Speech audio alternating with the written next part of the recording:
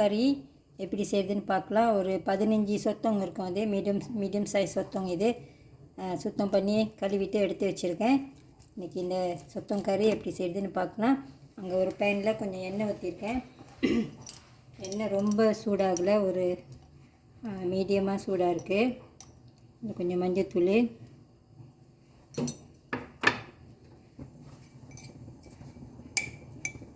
கொஞ்சம் உப்பு. இந்த சொத்தம் நம்ம வேக வச்சு எடுத்து வச்சுக்கலாம்.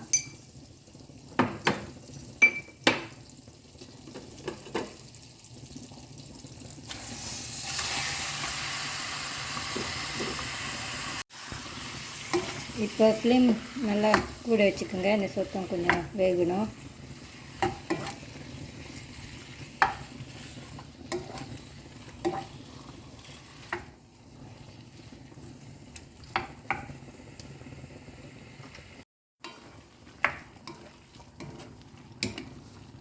இந்த சொத்தங்களாம் இந்த மாதிரி தண்ணி விட்டுருக்கோம் பாருங்கள். அது வரைக்கும் நல்லா கொஞ்சம் வேக வச்சுக்கோங்க. இப்போ இதை எடுத்து ஒரு பவுலில் முதல்ல வச்சுக்கலாம்.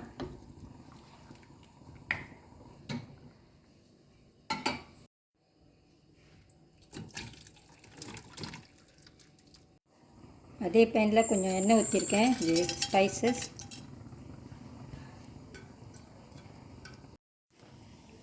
சின்ன வெங்காயம், கருவேப்பிலை,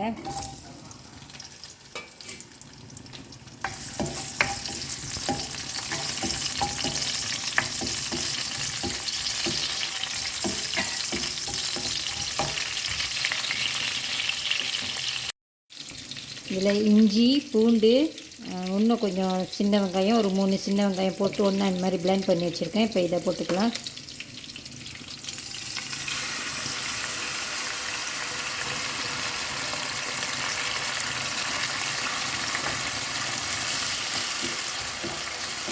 இந்த இஞ்சி பூண்டுலாம் நீங்கள் இடித்து கூட போட்டுக்கலாம்ண்ணா.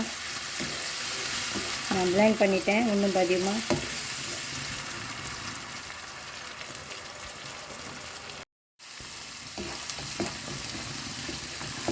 வதங்கியிருக்கோம். 2 தக்காளி, இது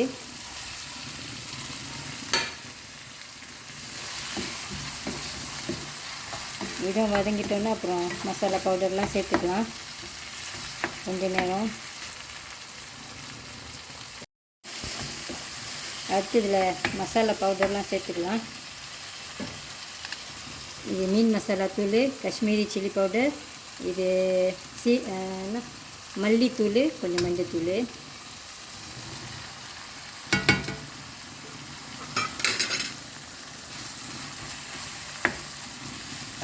இந்த எண்ணெயிலே நல்லா வதக்கி விட்டுருங்க இந்த மிளகாத்தூள்லாம்.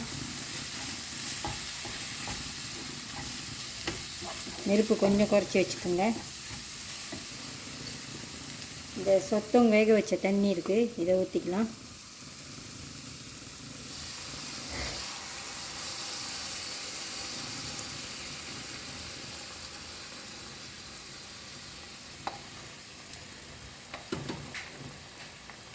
பிளெண்டர் அலசின தண்ணி,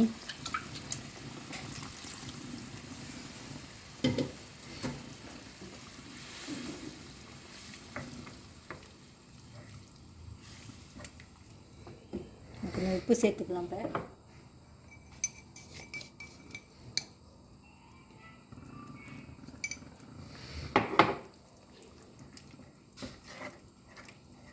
இந்த குழம்பு கொதிக்கிட்டோம். இப்போ தண்ணி குறவாக இருந்துச்சுன்னா நீங்கள் இன்னும் கூட கொஞ்சம் தண்ணி ஊற்றிக்கலாம். அதில் உங்களுக்கு குழம்பு எவ்வளோ வேணும் அந்த மாதிரி பார்த்து. இது நல்லா கொதிக்கிட்டோம். அதில் ஒரு டேபிள் ஸ்பூன் மாதிரி ஒய்ஸ்டர் சாஸ் சேர்த்துக்கிறேன். இது ஆப்ஷனல் தான், உங்களுக்கு பிடிக்கலன்னா விட்டுருங்க. போட்டிங்கன்னா நல்லாயிருக்கும்.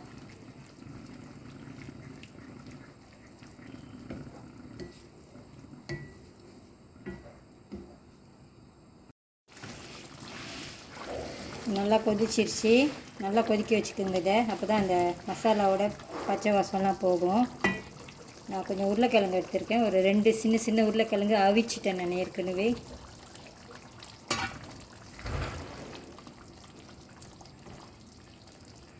ஒரு சொத்தவங்க சேர்த்துக்கலாம்.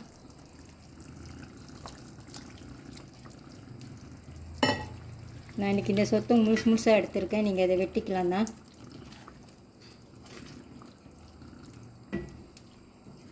சாப்பிட்றப்ப ஒரு ஆளுக்கு ஒரு 2-3 அந்த மாதிரி எடுத்துக்கலாம் அப்படின்னு நான் முழுசாகவே இன்றைக்கி போட்டிருக்கேன்.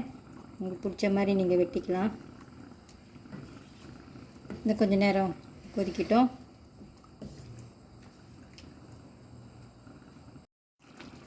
நல்லா கொதிக்குது. நான் கொஞ்சம் மிளகு, இது கருப்பு மிளகு, பிளாக் பெப்பர் கொஞ்சம் போட்டுக்க போகிறேன். கொஞ்சம் ஸ்பைஸியாக இருக்கும்.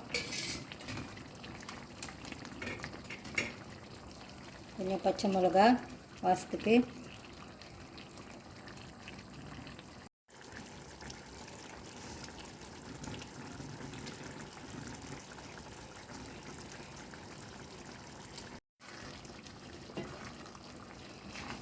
சொத்தம் கறி ரெடி ஆயிடுச்சு. இது எவ்வளோ யம்மியாக இருக்குது பாருங்கள்.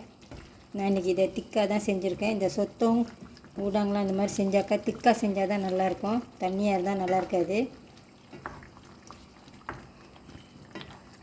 நீங்களும் இந்த ரெசிபி ஒரு வாட்டி ட்ரை பண்ணி பாருங்கள், உங்களுக்கும் பிடிக்கும். இந்த வீடியோ உங்களுக்கு பிடிச்சிருந்துச்சின்னா லைக் பண்ணிவிட்டு ஷேர் பண்ணிவிட்டு சிவாஸ் கிச்சன் சேனலுக்கு சப்ஸ்கிரைப் பண்ணிக்கோங்க. தேங்க்யூ ஃபார் வாட்சிங். அடுப்பு ஆஃப் பண்ணிவிட்டு கொஞ்சம் மல்லி இலை போட்டுக்கலாம்.